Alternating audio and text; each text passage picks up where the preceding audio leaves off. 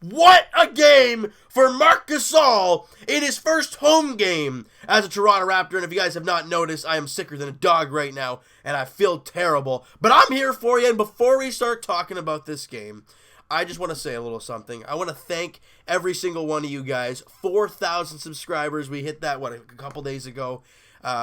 You guys are incredible. It baffles me to this day how I got to this number. But it's all thanks to you guys and all thanks to your guys' support, because you drive me to continue to do this. And I love to do it on a daily basis for you and to get the good feedback that I do from you guys. It means the world to me, and I just thank you guys more than anything for the 4,000 subscribers. You guys are incredible. All right, now let's get to this game, because we hit 4K, and then the Raptors give us a game like this where we're pulling our hair out from the first minute of the game. The Raptors can't make their shots early on. You know, it was a really weird first quarter, right? The Raptors, as we've seen lately, not starting on time. It's been kind of the story all year.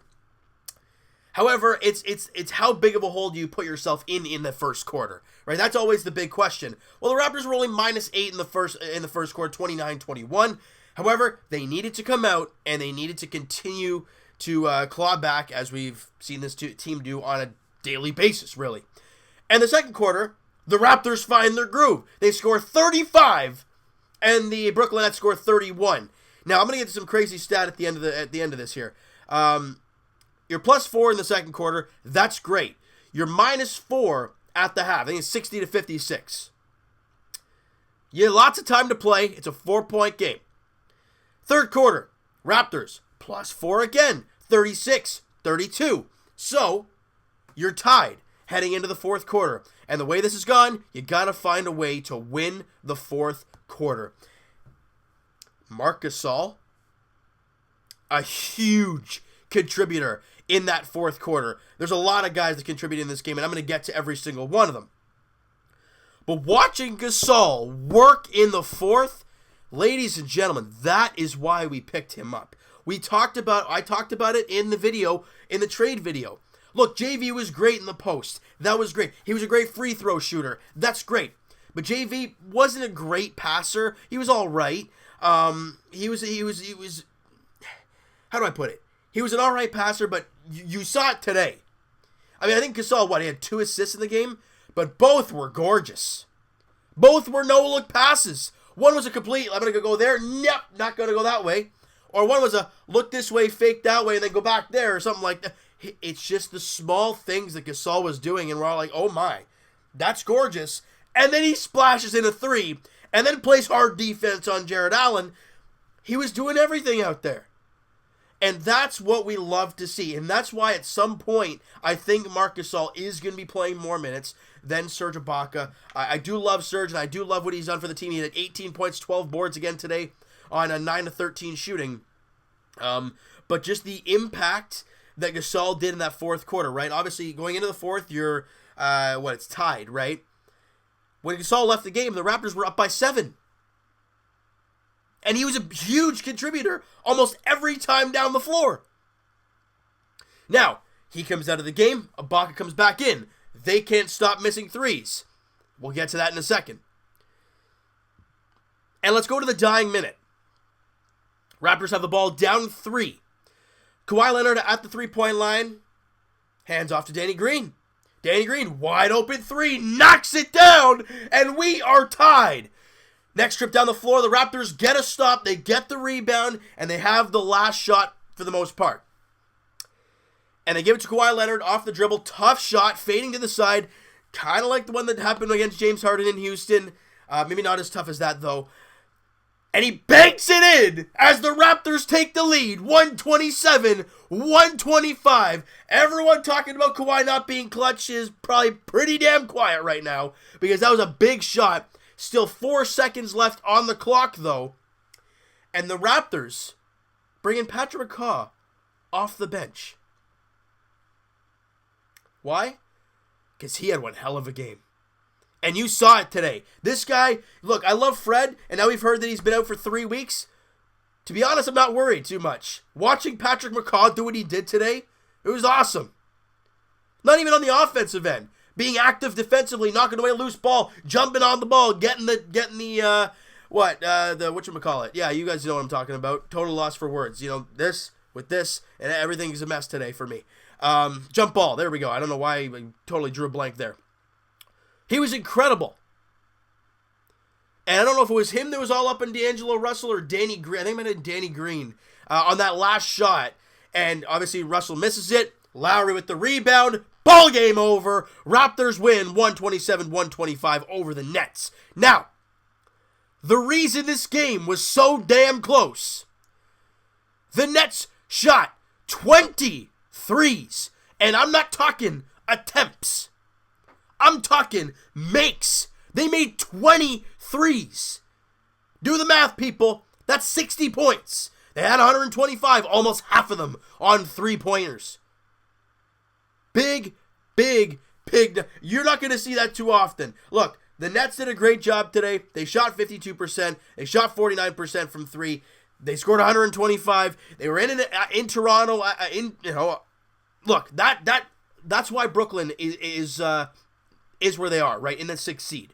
Ideally, in the Western Conference, they'd be way out of a playoff spot, but you're in the East, and the bottom three are totally up for grabs. That team scares me, Brooklyn. They can shoot. Joe Harris, the guy was 5 of 6 from 3 in the first. He had 22 points in the first half. What did he end with, though? I think he ended with 24. So the Raptors did cool him off. He really didn't take many shots after that, which is kind of questionable if you're a Nets fan. But watching the Raptors struggle so hard offensively in the first, and watching them come out in the second, and the third, and the fourth, and rally up 35, 36, and 35 in the offensive floor, it was money. Now, watching Patrick McCaw get 13 points on 5 of 9 shooting in 20 minutes of work, as well as 3 rebounds and a couple dimes, as well as 2 steals as well. He was great. I love what we saw there. And then Marc Gasol, obviously, 22 minutes of work, so he got more than he did last game. Look to see him start very soon for the Raptors. He was 16 points, 6 rebounds, couple assists, 7 of 9 shooting, 1 of 2 from the line, 1 3 made, 1 3 attempt, and it was a beautiful shot from Mark, and a steal, and a couple blocks. He was a +4 on the floor. Marc Gasol, beautiful to see. I love it. Great job there. Pascal Siakam struggled in the early goings of the game offensively, but really found himself as the game went along. He ended up with 17 points, 4 rebounds, and 4 dimes on 6 of 13 shooting, 5 of 6 from the line. He had 2 steals as well. Kawhi Leonard, 30. And you know what? The talk of the town for Kawhi Leonard, excuse me, guys. You know what happens when you get sick? You can't help the runny nose. It just happens. Kawhi Leonard has been the talk of the town lately. I mean, other than Marc Gasol, of course. But the shooting percentage has been really down for Kawhi Leonard over the last few games. And to start the game, he was 1 of 6. He did not have a good first quarter. I mean, none of the Raptors really did, but he was 1 of 6 shooting. And he kept working, he kept doing it, he kept shooting the ball. And that's what we all want him to do. Because we know, well, look, we've seen enough of Kawhi Leonard to know what this guy is. He's a freak in nature, he's an amazing player, and he's one of the top 5 players in the game. And if anybody's telling him if your shot's not falling to stop shooting, you're nuts. Because this is what happened. Yeah, he started the game 1 of 6. He could have got really passive and not taken shots, but he ended up taking 20. But he made 10. He ended up shooting 50% from the field. 9 of 9 from the line. 1 of 5 from 3. He did have a steal in the game today. And he had a season high 8 assists for Kawhi Leonard. But you know what? You know why he had 8 assists? Because the other guys were making shots. Serge Ibaka, we talked about, 18 and 12. Lowry had 13, 6 rebounds, 7 assists, 5 of 9 shooting, 3 of 7 from 3. I loved what we saw from Kyle Lowry today. Yeah, he didn't get a lot of points, 13, whoop-de-doo. But it's the efficiency of it and everything else he did. I loved what we saw from Kyle. And Danny Green with 9 on 3 of 8 shooting. But you know what? Only 9 points. That doesn't mean anything to me because he had that big 3 in the fourth quarter. And obviously Gasol was 16, McCaw with 13. Raptors have, 6 guys in double figures. And find a way to win their 5th straight game. Was it a grind? Yeah. But you're starting a 6-game homestand. You really want to start off on the right note, and you do that today with an emotional victory in Marc Gasol's first game in Toronto. And I know you guys are going to see post-game interviews and all that stuff. I'll be going to check that out after this. But I'm really curious what Marc Gasol has to say about his first game as a Raptor, the fans, all that stuff, because it was loud there in Scotiabank Arena. All right, the next game for the Raptors and the final game before the All-Star break is on Wednesday night, 7:30 tip-off, as the Raptors welcome in the Washington Wizards to Scotiabank Arena. And obviously, talk of the town. Why do I keep saying talk of the town? You know what? The talk lately, especially today, has been the buyout candidates. We've heard Jeremy Lin is coming to Toronto. He already posted a picture on Instagram, We the North. So we're like, okay, well, Jeremy Lin's going to be a Raptor. How do you guys feel about that? We've heard a little bit of rumblings that the Raptors are interested in Markieff Morris. What are your guys' thoughts towards that? I think both guys wouldn't be a bad pickup for a bench guys. It would not be a bad thing whatsoever to add shooting to the bench. That's what we've been preaching. Sorry, guys. One last time there. So if you guys have any buyout candidates that you guys are interested in, we also heard rumbles about Pau Gasol coming to play with his brother Mark here in Toronto. His agent said that, which, should mean something. But until it's written in stone, that won't happen, or isn't happening right now. Until it's written down and tells me Pau Gasol is a Toronto Raptor, then that'd be interesting. And to see the brothers on Toronto, it would be really weird. Hey, get the brothers here, get the vets teaching the rooks. I love it. I absolutely love it. All right, so you know what, guys?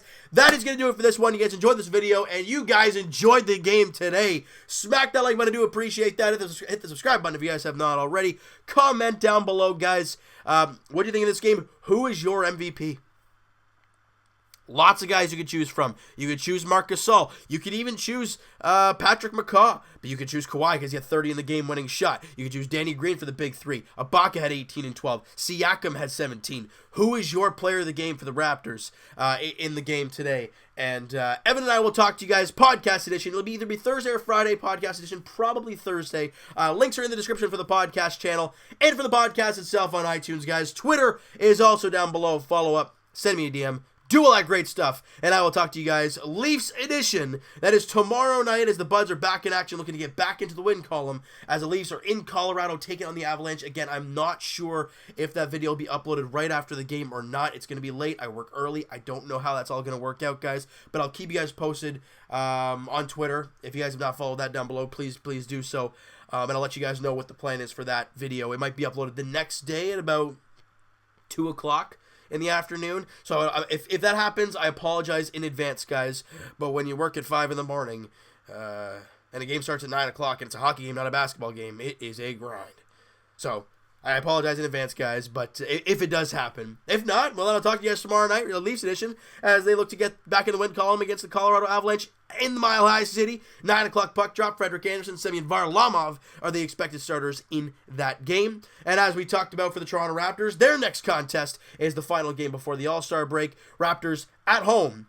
Game 2 of the 6-game homestand as they welcome in the Washington Wizards to Scotiabank Arena. 7:30 tip-off. I hope you guys enjoyed this video. We'll talk to you guys then.